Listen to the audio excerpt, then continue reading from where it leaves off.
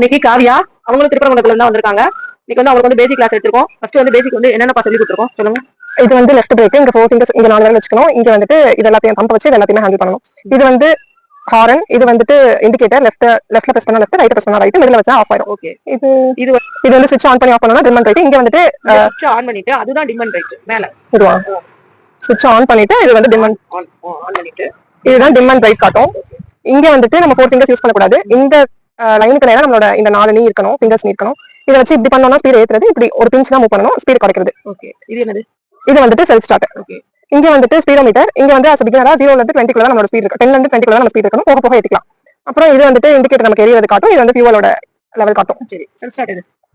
இது self start. Self start button. சாவி on off இருக்கு. இங்க இருக்கு. ஆன் ஆஃப் மட்டும். Side lock.